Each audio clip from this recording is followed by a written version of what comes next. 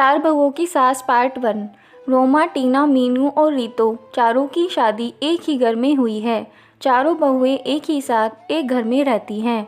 चारों की सास सुशीला जी बहुत ही समझदार और शांत स्वभाव की महिला हैं, लेकिन अपने चारों बेटों की शादी के बाद सुशीला का सिर्फ एक ही काम रह गया है कि चारों बहुओं का प्यार कैसे बढ़ाया जाए। एक दिन सुशीला के घर उसकी बहन आई। सुशीला की बहन: सुशीला, तू तो बहुत खुशकिस्मत है। तेरी चारों बहुएं तो बहुत सुंदर हैं और तेरा ख्याल भी रखती हैं। तुझे तो घर के काम की चिंता ही नहीं रहती होगी। सुशीला: अरे कहाँ दीदी, मुझे तो हर समय यही चिंता रहती है कि कहीं इन चारों में लड़ाई ना हो जाए।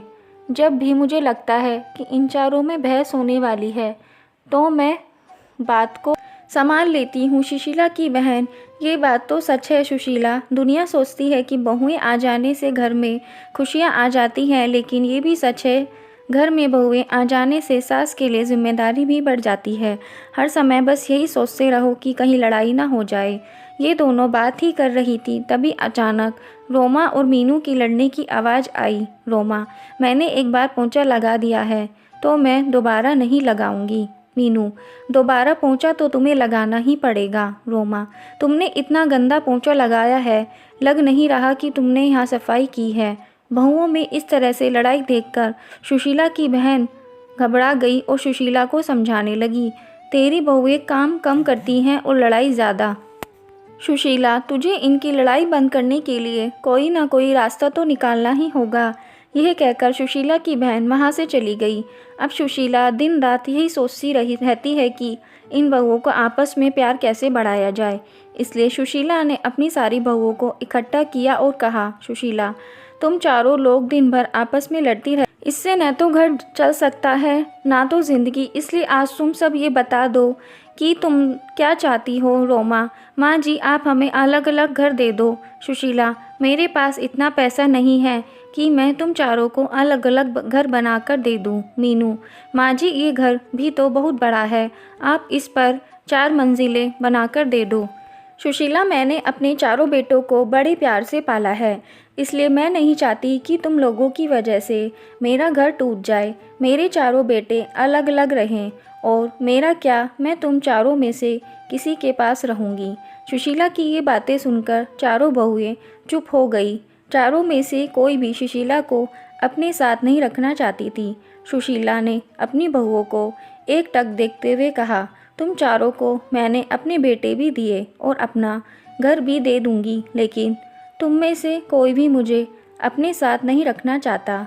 ये कहते हुए सुशीला की आंखें भर आई और वह उन चारों बहुओं के काम बांट दिए और उन सबको कहा कि कोई आपस में नहीं लड़ेगा। लेकिन उनकी बहुएं कहाँ मानने वाली थी। चारों बहुएं ने अपनी एक टीम बना ली। एक टीम में रोमा और मीनू थी और दूसरी टीम में रीतू और टीना थी। चारों आपस में लड़ती तो नहीं थी, लेकिन एक दूसरे की चुगली करने लगी थी। एक दिन टीना और रीतू ने अपनी सास से कहा, टीना, माँ जी, आपको पता है रोमा 12 बजे से सो रही है। आज तो उसने सिर्फ घर की झाड़ू ही लगाई है और अभी तक पोंछा भी नहीं लगाया।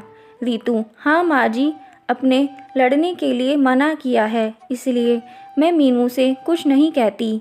वह आज ही बाजार जाकर अपने लिए 3-3 साड़ियाँ लाई और आपके लिए एक भी साड़ी नहीं लाई है।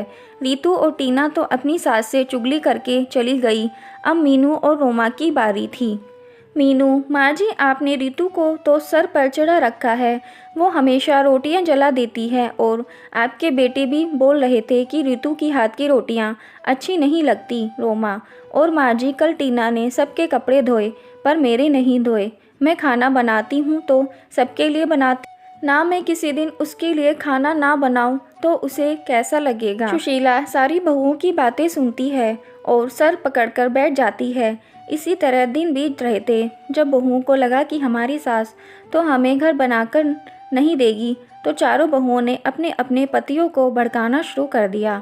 जैसे ही उनके पति काम से आते, वैसे ही चारों बहुएं चुगली में लग जाती। एक दिन जब उनके पति घर आए तो रोमा बोली, रोमा, सुनो जी, मैं इस घर में नहीं रह सकती। मैं सारा दिन घर का काम करती हूँ और फिर भी आपकी माँ और आपकी भाभीयों के ताने सुनती हूँ। रोमा का पति मैं भी रोज़ रोज़ की लड़ाइयों से दुखी हो चुका हूँ।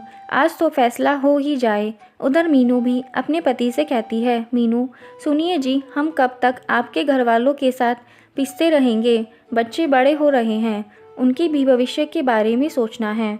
आप तो सारे घर का खर्च चलाते हो और मैं घर के काम में लगी रहती हूँ।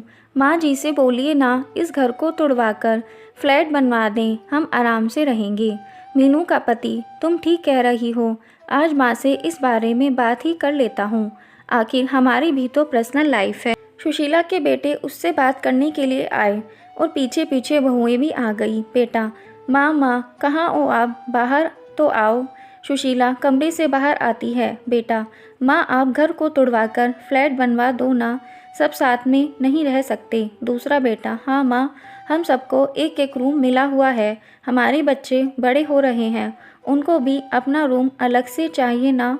और जो कि बहुओं में 24 घंटे की लड़ाई होती रहती है, वो भी नहीं होगी। अलग अलग रहने से आपको भी शांति मिलेगी और हमें भी। माँ, अच्छा तुम्हारी पत्नियाँ ये घर तुड़वाने के लिए मुझे नहीं मना पाई तो मेरे बेटे को ही भड़का दिया। मैं इस घर को तुड़वानी नहीं चाहती।